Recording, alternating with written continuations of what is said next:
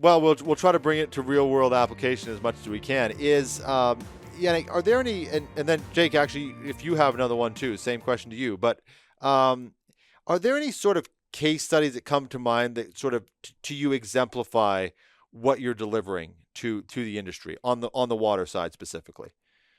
Yeah, definitely. Look, there are plenty of case studies where we can mention where our units have been extremely successful. And look, I don't know if I can mention actual mines is their names in, specifically, but what I can mention is that there have been a couple of mines that come to mind where, these sites were coming to a closure where they had nothing left to mine because they were at end of life of mine. The other option is that they have, if they could remove the water from the pit, they would actually increase their life of mine. So for them, the return on investment is an absolute no-brainer.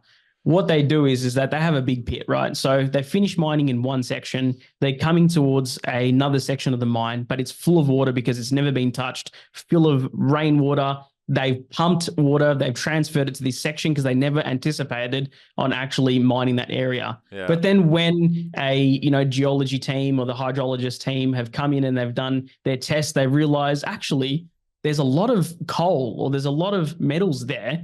We actually need to access that point.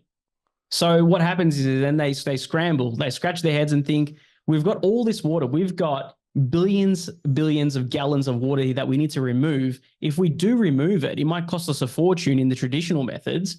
But if we could think of a way to remove that at a cost-effective way, it's actually going to give us another 10 years of life of mine. And the return on investment is millions of dollars, millions and millions of dollars. So that's where Minetek really come into play, right? We're able to remove this water out of that pit for them at a very quick rate where it can pretty much take them to dryness. They can then remine that section of the pit, increase their life of mine, and that's the solution.